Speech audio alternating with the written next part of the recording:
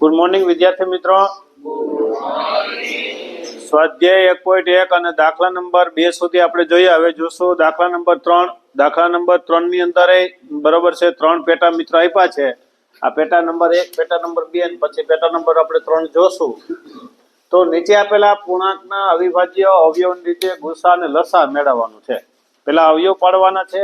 2 પૂર્ણાંકો આપેલા હતા બીજા દાખલાની અંદર. આમાં 3 પૂર્ણાંકો આપને આપેલા છે અને અવિભાજ્ય અવયવ પાડવાના છે પછી એનો ગુસા અને લસા મેળવવાનો. તો ચાલો પેલા 12. તો 6 2 12, 72 6 અને 3 એકુ 3. તો 12 ના અવયવ મિત્રો, તો 12 બરાબર 2 ગુણ્યા 2 ગુણ્યા 3 ગુણ્યા 1.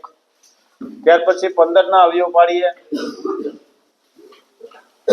એકી સંખ્યા છે, કેટલાય ભાગ ચાલશે? તો કે 3. 3 5 15 અને 5 એકુ 5. તો 15 બરાબર 3 ગુણ્યા 5 ગુણ્યા 1. ત્યાર પછી 21. તો એકી સંખ્યા છે પાછળ, તો 7 તેરી 21 અને 7 એકુ 7. તો 21 ના અવયવ મિત્રો 3 ગુણ્યા 7 ગુણ્યા 1. 3 ગુણ્યા 7 ગુણ્યા 1. ચલો આ બધાયના અવયવ. તો 12 ના અવયવ 2 ગુણ્યા 2, તો 2 નો વર્ગ ગુણ્યા 3 ગુણ્યા 1. 15 ના તો કઈ છે જ નહીં, 2 આવતા જ નથી. પછી એનો ગુસા મેળવો, ગુસા ને લસા મેળવો. તો આનો ગુસા એટલે સામાન્ય અને નાની ઘાત. સામાન્ય અને નાની ઘાત તો ત્રણેયમાં હોય તેવું જોઈ લ્યો છે. તો કે 3 છે એક જ. 3 આ 3 અને અહીંયા પણ 3, એટલે કે 3 અને 1. તો 3 એકુ 3, તો એનો ગુસા થશે 3. ત્યારબાદ લસા મોટી ઘાત અને બધાય. તો 2 છે જ નહીં, એટલે 2 નો વર્ગ મોટી ઘાત જ છે. 2 નો વર્ગ 3 આવશે, 5 આવશે અને 7 આવશે. 1 આવશે પણ લેખ લખવાની જરૂર નથી. 2 નો વર્ગ 4, 4 ગુણ્યા 3 ગુણ્યા 5 ગુણ્યા 7, 4 તેરી 12, 12 પંચા 60 અને 7 42, 60 નું મીંડું એટલે 420. તો લસા થશે 420 અને ગુસા થશે એનો 3. ચલો જોઈએ બીજું પેટા. તો કે પેટા નંબર 2. તો 17. 17 મિત્રો અવિભાજ્ય સંખ્યા છે એટલે મથવું જ નહીં. 17 એકુ 17. તો 17 ના અવયવ, તો કે 17 ગુણ્યા 1. ત્યાર પછી 23. 23 પણ અવિભાજ્ય સંખ્યા છે, તો 23 એકુ 23. તો 23 ના અવયવ, તો કે 23 ગુણ્યા 1. ત્યારબાદ 29. 29 પણ અવિભાજ્ય સંખ્યા છે, તો 29 એકુ 29. ઘણી વખત તમને પૂછે હોતા 29 બરાબર 29 ગુણ્યા 1. અવિભાજ્ય સંખ્યાના અવયવ બરાબર છે એ પોતે જ હોય છે, ખાલી જગ્યામાં પૂછાય. તો ગુસા બધાનો યાદ રાખજો. ગુસા એટલે ત્રણેયમાં હોય તેવું તો 1. કાંઈ ના હોય ગુસા એટલે ગુસા 1 હોય. લસા લઘુત્તમ સામાન્ય અવયવ બધાય, તો 17 ગુણ્યા 23. અહીંયા 23 એકુ 23 હો. 17 ગુણ્યા 23 ગુણ્યા 29. આનો લસા થશે. ચાલો કરીએ. 17 ગુણ્યા 23, તો 23 ગુણ્યા 17.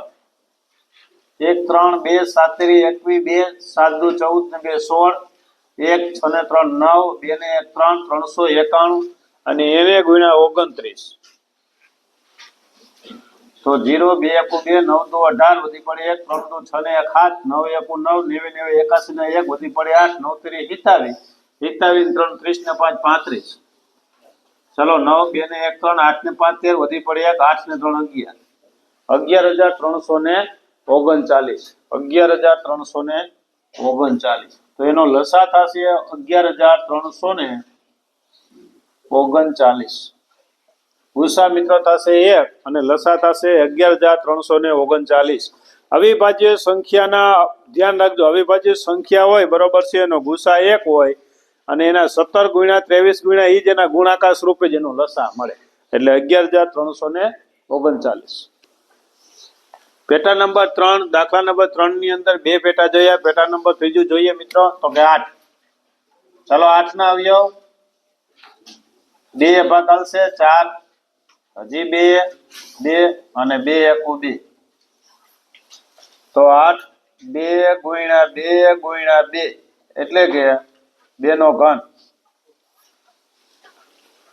9 ના અવયવ તો 3 તેરી 9 અને 3 એકુ 3. તો 9 બરાબર 3 ગુણ્યા 3 એટલે કે 9 બરાબર 9 લખવાની જરૂર નથી પછી અહીંયા 3 ગુણ્યા 3 એટલે 3 નો સ્ક્વેર. ત્યાર પછી 25. તો 5 જ સીધા આપને ખબર જ છે, પચું 5 એકુ 5. તેથી 25 બરાબર 5 ગુણ્યા 5 એટલે કે 5 નો વર્ગ. ચાલો ગુસા મિત્રો જોઈએ. ત્રણેયમાં સામાન્ય અને નાની ઘાત. તો 3 માંથી એક કોઈ સામાન્ય નથી તો ગુસા કાંઈ ના મળે, તો બધામાં એક તો હોય જ, યાદ રાખજો. તો ગુસા 1. લસા મોટી ઘાત અને બધા લઈ લેવાનો. તો બધા મોટી ઘાત છે તો 2 નો ઘન ઈ મળશે, 3 નો વર્ગ મળશે અને 5 નો વર્ગ પણ મળશે. 2 નો ઘન એટલે 8, 3 નો વર્ગ એટલે 9 અને 5 નો વર્ગ એટલે 25. 8 નવા 72 અને 72 ગુણ્યા 25. 72 ગુણ્યા 25 મોટી ઘાત બરાબર છે અને બધા લઈ લેવાના. તો 72 ગુણ્યા 25 2 2 4 7 2 14 5 2 10 નો 0 વધી પડે 1 7 5 35 ને 36 0 0 વધી પડે 1 5 3 8 1 1800 બરોબર છે. તો એનો લસા મળશે 1800. ગુરુત્તમ સામાન્ય 1 અને લઘુત્તમ સામાન્ય અવયવ 1800.